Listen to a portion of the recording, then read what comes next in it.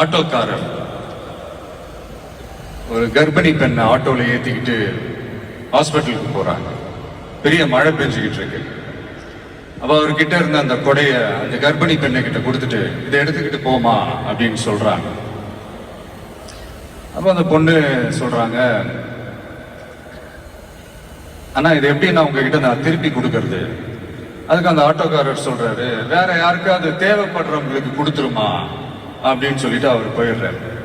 அந்த கர்ப்பிணி பெண் அந்த கொடையை எடுத்துக்கிட்டு ஹாஸ்பிட்டல் வாசலுக்குள்ள போகும்போது அந்த வாசல்ல ஒரு பெரியவர் மழைக்கு பயந்துகிட்டு அப்படியே கை கட்டிக்கிட்டு நின்றுட்டு இருக்கிறாரு. அந்த கர்ப்பிணி பெண் அந்த கொடைய அந்த பெரியவர்கிட்ட கொடுத்து, ஐயா இதை எடுத்துட்டு போங்க ஐயா அப்படின்னு சொல்றாங்க. அதுக்கு அந்த பெரியவர் இதே மாதிரி கேட்கிறாரு, அம்மா நீங்க யாருன்னு எனக்கு தெரியாது, எப்படிமா இந்த கொடையை நான் திருப்பி உங்ககிட்ட கொடுக்கறது? அதுக்கு அந்த பொண்ணு சிரிச்சுக்கிட்டே சொல்றாங்க, வேற யாருக்காவது தேவைப்படுறவங்களுக்கு கொடுத்துருங்க ஐயா அப்படின்னு சொல்லிட்டு போயிடுறாங்க.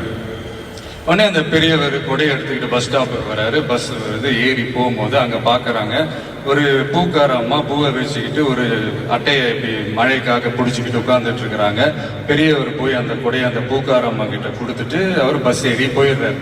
பூக்காரம்மா அந்த கொடையை எடுத்துக்கிட்டு வீட்டுக்கிட்ட வரும்போது அங்க ஒரு ஸ்கூல் படிக்கிற பொண்ணு பேக் எல்லாம் மாட்டிக்கிட்டு மழையில ஓடி வர்றாங்க. அவங்க போய் அந்த ஸ்கூல் பொண்ணு கிட்ட கொடையை கொடுத்துட்டு, மழையில நனையாதம்மா இதை எடுத்துக்கிட்டு போங்க அப்படின்னு சொல்றாங்க. அந்த பொண்ணு தேங்க்ஸ் அப்படின்னு சொல்லிட்டு வீட்டுக்கிட்ட வரும்போது அந்த பொண்ணோட அப்பா பதட்டத்தோட வாசல்ல நின்றுட்டு இருக்கிறாரு. பொண்ணு மழையில நனைஞ்சுக்கிட்டு வரணுமே அப்படின்ட்டு.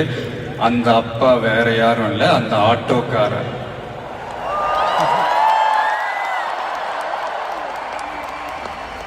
அந்த குடை அவர் கொடுத்த குடை. So the moral of the story is,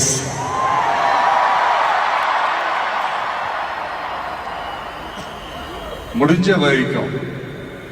வரைக்கும் எல்லாருக்கும் சின்ன சின்னதா ஒரு நல்லது, சின்ன சின்னதா ஒரு ஹெல்ப் அது செஞ்சு இருந்து பாருங்க. லைஃப் ஒரு